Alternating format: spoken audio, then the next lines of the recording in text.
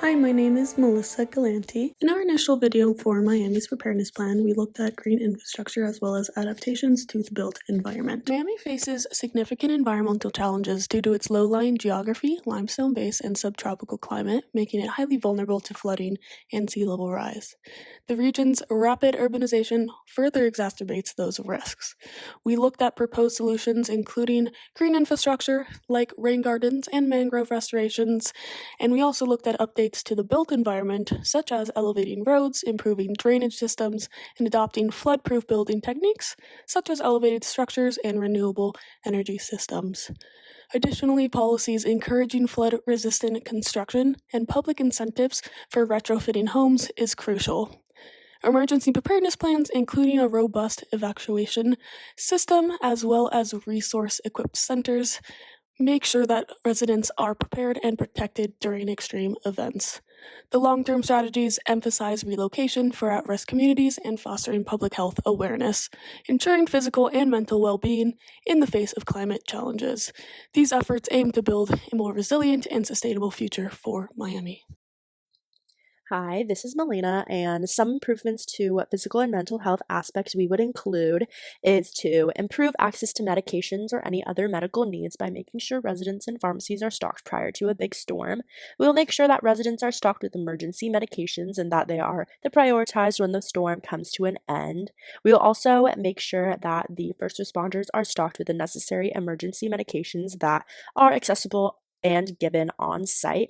When it comes to high heat and humidity, the best preventative measures would be to create a new standard for physical infrastructure to take these considerations into account. They should provide extra insulation just in case the electricity was to stop. I also think it is necessary to prioritize high-risk individuals like elderly and the young when responding after the storm. To prepare for backup in sewage and plumbing, it would be important to prioritize these backed up areas and send in first responders to pump out these areas and allow for further use. Residents should also be fully prepared for issues with plumbing and should be stocked with the necessary supplies prior to a storm. When looking at social infrastructure, we are creating the elevated green spaces, which can help with building social infrastructure. People can build communities around these regions and also improve their mental physical health as well. It is also important for people to be involved in the different initiatives so they feel more connected and more prepared for these kinds of events. Goals for improving human outcomes are to make people more comfortable and prepared for these different scenarios. By providing people with different resources, they are able to fully understand and be ready for these kinds of catastrophes.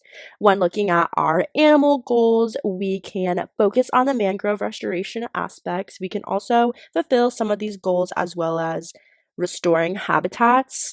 When building our physical infrastructure, we can be sure to create corridors and also avoid urban encroaching on the surrounding habitats.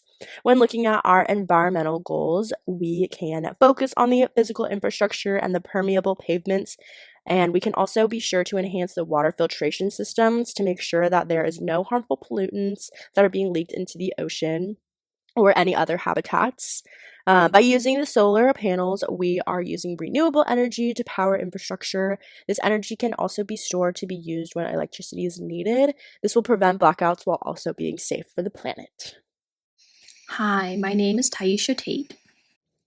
Another improvement we have for the evacuation plan is by creating a Google form for people to sign up if they need extra help during the evacuation. This form will be available year-round depending on your situation. In addition to, we will create a citywide task force that knocks on the door of every resident to ask them their needs in case of evacuation. The reason why is because not everybody is tech savvy, so we want to ensure everyone is accounted for.